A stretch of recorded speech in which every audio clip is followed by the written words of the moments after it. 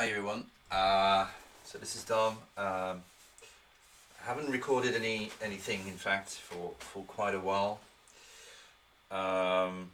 Surely because I was really busy,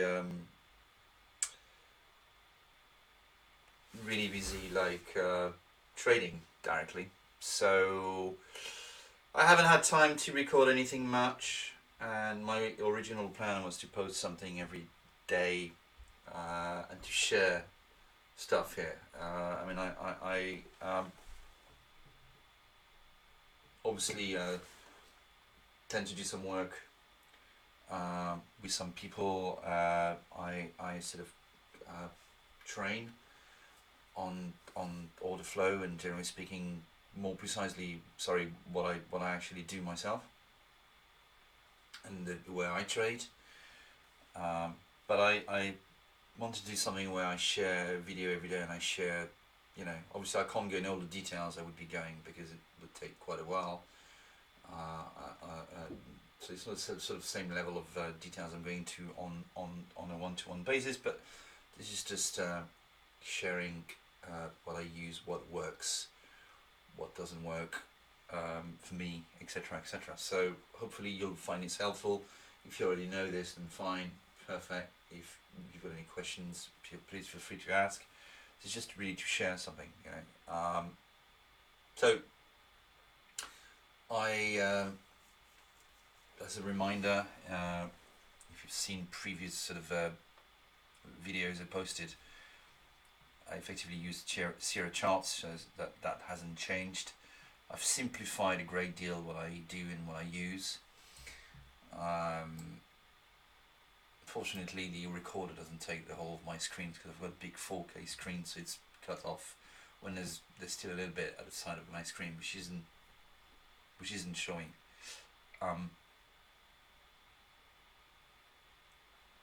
But anyway, the point here is I still use Sierra chart, and the idea is to have a very simple view based on what's order flow and market structure.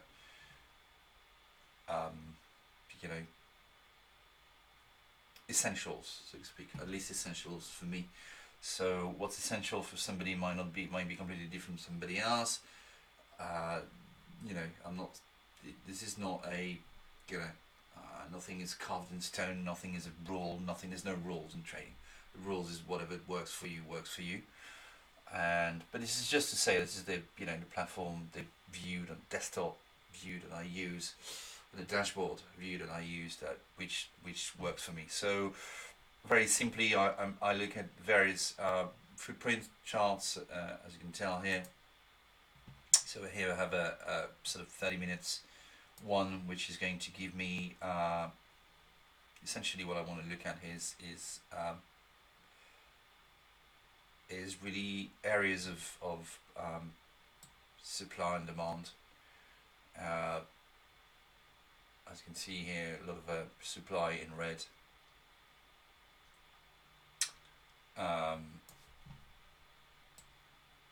And this is what I care about. And supply and demand just become supply, and supplies which turns into demand, and etc.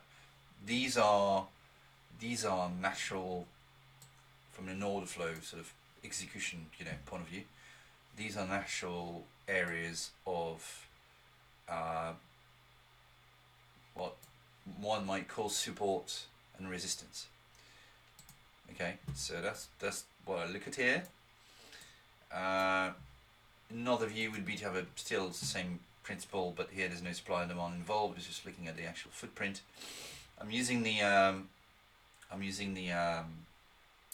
pullback historical figure from Sierra chart, alongside with some essential basic information here. So looking at my volume, my delta, the session delta, bar duration.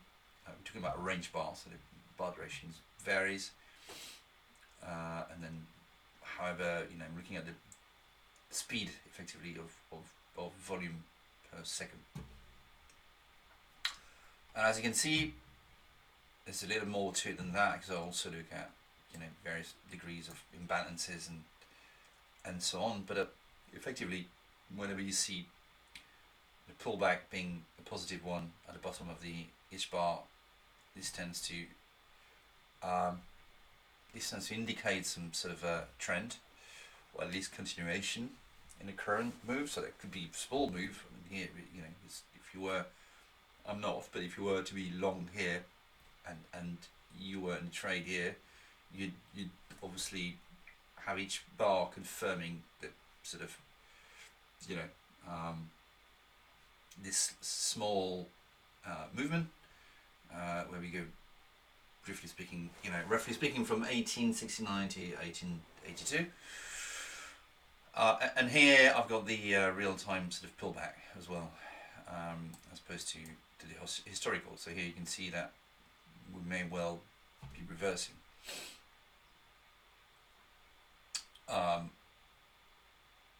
Which will, or not be confirmed. So here it has been confirmed. So here, if I was long, and if I'm doing short term instead of order flow trading, I might just exit my position here and call it a day. Which doesn't mean won't revert back and carry on going up. But if I was to follow the logic of this pullback figure, that's what I would be looking at. And the pullback, by the way, is each time you do a new high, you recalculate the delta. Each time you do a new low, you recalculate the delta within each bar, and that's what the pullback, historical and current is. And then you can also look at imbalances, and I look at sort of on one price level, so on horizontal price levels, I look at sort of if you've got imbalances, knowing that obviously we're not talking about the same bid and ask, we're not talking about the same prices effectively, which is something you want to look at diagonally, So if you look in diagonal, then that's where you see the real imbalances for each bid and ask. But here I also look at that as well on there, as well as diagonal. I also look at the actual flat horizontal price level. And it's not so much to look at an imbalance per se, but more see who seems to be in control and more aggressive. Then there's a whole market structure sort of, and again there's an each. I'm just explaining what each sort of view is, but there's obviously much more to it to develop, but it gives you an idea. Here the idea really is to look at market structure, identify unfinished business, identify single prints, identify naked point of controls, so TPOs, point of controls, as well as volume point of controls. Obviously I'm comparing side by side the TPOs and the volume profile for each day. And here I have the same thing, so I've got the total sort of the overall TPO, so shape for the day, which you can probably see better here now. And then it's effectively letter, and looking at letters in their own columns here. So each 30 minutes, starting from A, you can see where we open, you can see what we did, you can see we're trying to go, we open within previous sessions value. Try to push and see if there was, value outside of previous session value. We didn't go that far, but we got rejected fairly quickly. We tried to go back again, we got rejected, and then from there we pretty much went down. And this tends to indicate that value, sort of perception of value, as you know, is all about, it's where supply and demand comes from, is buyers and sellers, and where they feel that value lies. And they feel value lies down below, then market is being pushed down below and business is being done down below. Okay. And then I identify some low volume nodes, high volume nodes. I project forward some of those areas, and that sort of gives me references as to where we might be, going back to, if we go back to those sort of areas. So here, for example, it's coming from previous areas here. We've got quite a large setting tail. I project this forward. That gives me a reference, future reference. Or at least it was when I drew it there. And then you pretty much do the same here. I've got a low volume node, sort of, lower volume node at least, which is being projected forward. And same here for this buying tail, for example. So that gives us a reference in terms of market structure. And again, that's the sort of thing, one can go into, many more details. But effectively, that's, what I care about here. And then the obviously I have the same sort of view, so it's always good to have that's a daily view. It's good to have from a TPO and so market profile and volume profile standpoint. It's good to have the same thing on a monthly as well, from a monthly perspective. So we just started a month. Obviously we're the 8th of March. You can see we're fairly quite low within the month, and that's not the previous month. The previous month was here, but that's back in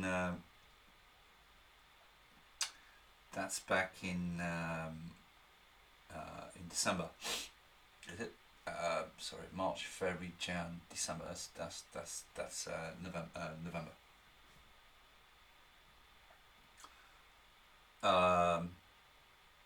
Sorry, November is here. That's October. So you can tell that even previous months. So here we're effectively in August, September, October, November, December, Jan, Feb, March, and you can see that going back in time, regardless of whether it was, projecting forward, low volume nodes, single prints, naked pox, nating VPOX, naked VPOX.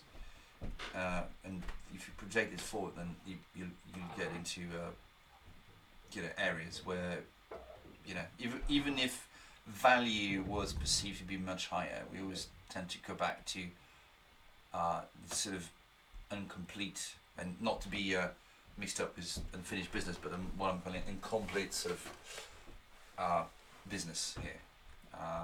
As a low volume node will very, very often be revisited and completed in the sense that business will be conducted here. And the first time we got back here was back here last month, and we didn't really do much in this area. It became another sort of low volume node and so on. So you can tell that even here we went quickly further down here. So it's not, this side here is something I expect to, where we will spend more time in at some stage, but at the moment we're down here.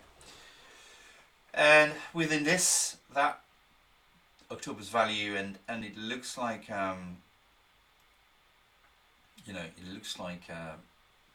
we feel, or when I say we, it's the market feels that the right value, if you like, for the 6E is somewhere within here. And it's a good idea as well to identify, as we did otherwise, identify like, selling tail and buying tail that you want to project forward, and various. I'm doing this very roughly here, guys, just to show you low volume nodes, etc. But it gives you the idea of the logic behind a market structure mapping. Okay, so it's pretty much what I'm the aim of this exercise, and then you probably want to do the same thing on a weekly basis, which is again another exercise, another thing which I do. And starting obviously from can go back in time here, but something we want to do for even the most recent weeks. And so that's the current week, but it's also something we want to do in the going backwards. So here, for example, I then also adjust. So this has nothing to do here. I would delete. I can see an obvious you know, quite obvious, and I'll go all the way to this VA high, value area high of this last week's value area, you know, including that sort of selling tail, and I'll do here clearly the low of this value area. I would probably go all the way here, include this low volume node,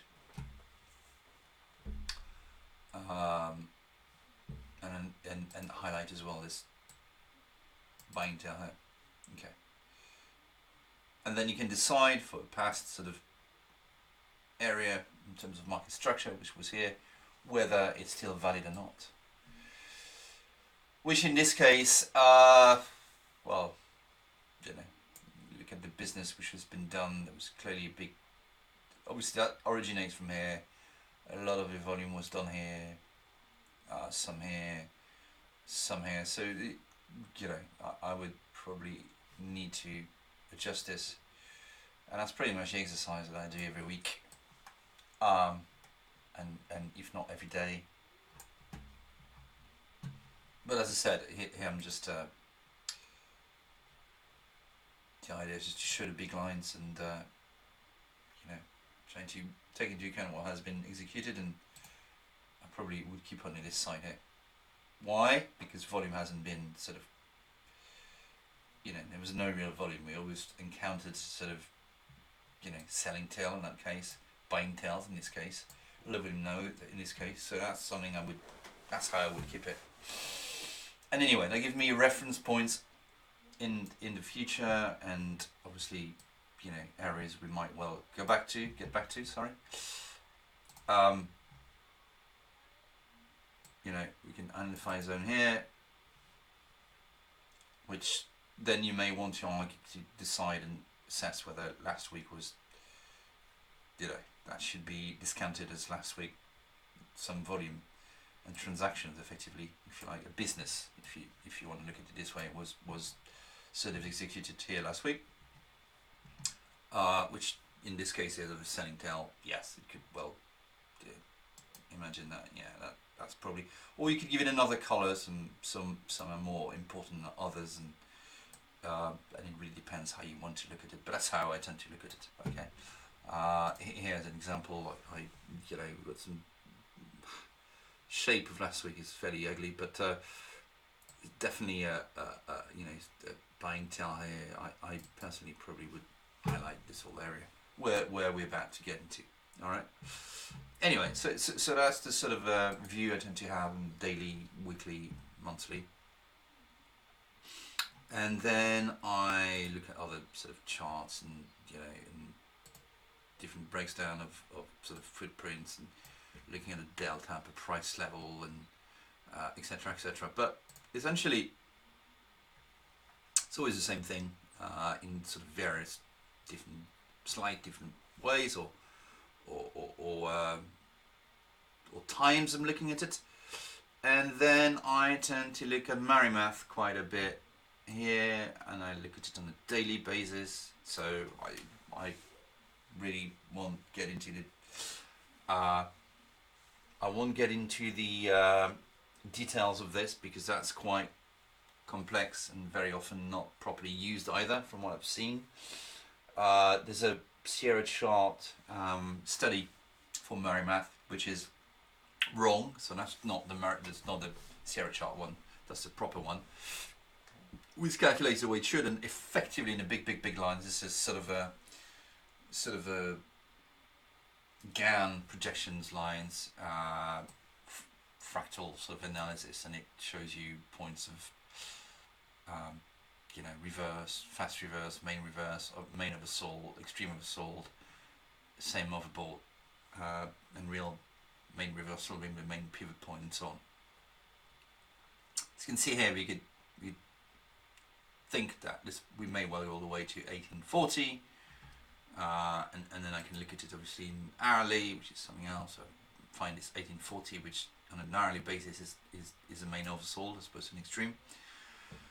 Obviously this recalculates live and in real time, depending if we were to go down a frame. I also look at it here on a 15 minutes basis, so obviously, and you can define the sort of time frame you're looking at, and you can define some more,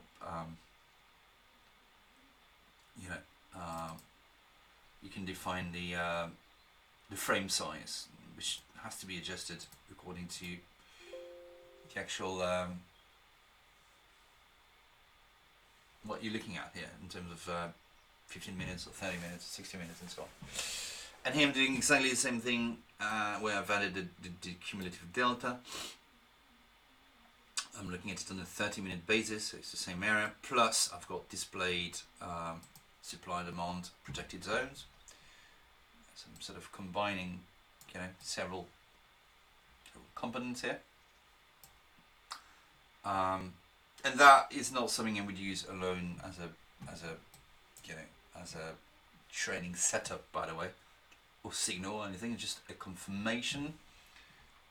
And when it does coincide with existing market structure areas of interest, then that becomes something very useful. As an example, if I look at this 1840, curious to see if it does correspond to anything in terms of market structure. I can see there's a line here in 1840, and I can go and try to see what it corresponds to. But to me, it seems like if I go back in the past, historically,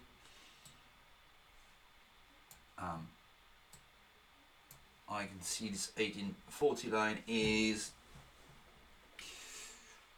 I say, very, that's the lowest point in terms of the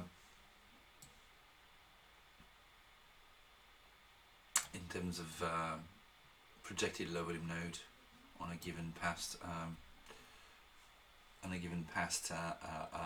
profile. So is that a relevant point of reference point in terms of market structure, in terms of market profile and volume profile? Yes, I mean it's decent. It's and then you have to adjust obviously what you're looking at here, but I certainly would aim for the 1850 here if you're going to go back down. Obviously you always want to have, and that's I think it's safe to do, is have the bullish scenario and the bearish scenario, and then adapt according to what's actually unfolding. And that's the whole if you like magic, if so to speak, of order flows, because you see things unfolding before your eyes. So that has to be confirmed effectively. But this is pretty much what I use in terms of views, in terms of different important, at least components I'm looking at in terms of the market structure and order flow. The second important part would obviously be the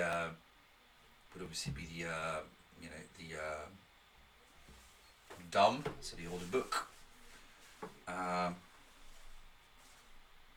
I think on the order book I'm going to see if I can switch to my second screen here.